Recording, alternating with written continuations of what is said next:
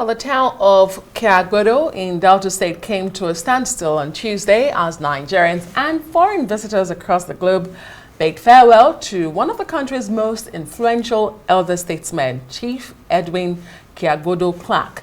From a solemn service of songs to a colorful cultural farewell, the burial ceremony reflected the life and legacy of the Ijaw nationalist. Our correspondent, Jemima Boloko, has this one.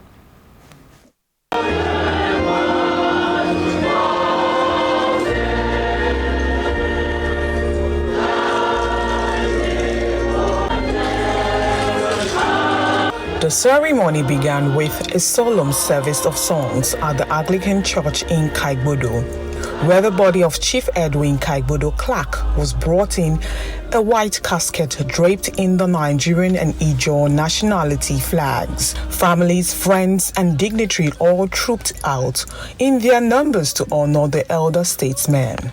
Among the high-profile mourners here are former President Goodluck Jonathan and his wife Patient Jonathan, Senate President Godswill Akpabio, Delta State Governor Sheriff Oborowore and his wife Tobore, as well as the governors of Bayelsa, Bauchi, and Akwa Ibom states. Assembled with heavy hearts to bid farewell to a great nationalist.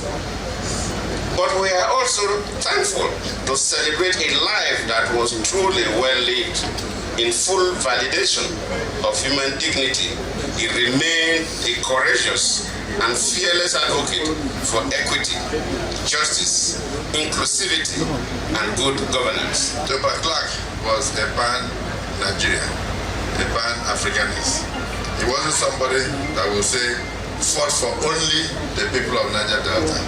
He fought for inclusivity and he fought for all the minorities in Nigeria. When I went for the funeral of the last pope, and people were so many, and somebody asked me and said, "This is so wonderful. What will the next pope? How will the next pope be treated?" I said, if even Pope Francis had finished preaching the gospel, then there would have been no need to elect another pope. So as we are seated here now, I want to see up to 100 by Edwin Clark emerged from the Niger Delta region, because we're all the students. But here today, not to mourn, but to celebrate the impactful life that he lived and the legacy he left behind. As we bid him farewell, it is important that we all take time to reflect on some of the legacies of this illustrious Delta and the great Nigerian patriot. The Secretary to the Government of the Federation, Senator George Akume, who led the federal government's delegation, joined all the top officials in paying last respects.